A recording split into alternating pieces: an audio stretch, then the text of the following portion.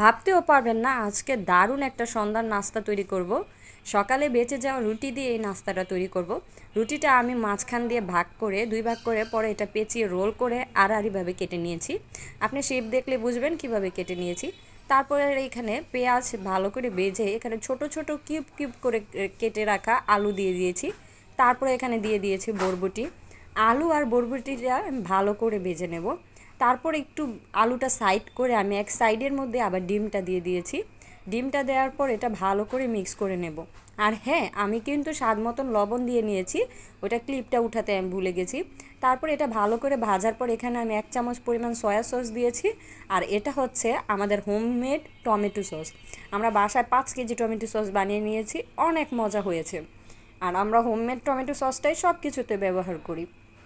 তারপরে সসটা আমি 2 চামচ পরিমাণ ভরে ভরে দিয়েছি। দেখেন, তারপর ভালো করে আমি মিক্স করে নিই। ভালো করে মিক্স করলে মশলাটা সব জায়গায় সমানভাবে পৌঁছে যাবে।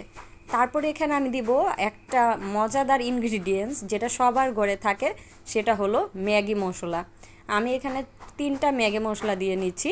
আমি লবণটা একটু কম দিয়েছি কারণ ম্যাগি মশলাতে লবণের পরিমাণ দেওয়া থাকে, টেস্টিং সল্টের পরিমাণও দেওয়া থাকে। 3টা আমি এখানে ম্যাগি মশলা দিয়েছি যেটা নুডলসের ভিতরে থাকে। তারপরে এখানে আমি সবগুলো রুটি যেগুলো আমি কেটে রেখেছি সব দিয়ে দিব। ভালো করে মিক্স করব। এপিট ওপিট উল্টিয়ে ভালো করে মিক্স করব যাতে মশলাটা রুটির মধ্যে সব জায়গায় মিক্স হয় আর খেতে মজা লাগে। তৈরি হয়ে গেল আমার সন্ধ্যার সুন্দর একটা নাস্তা।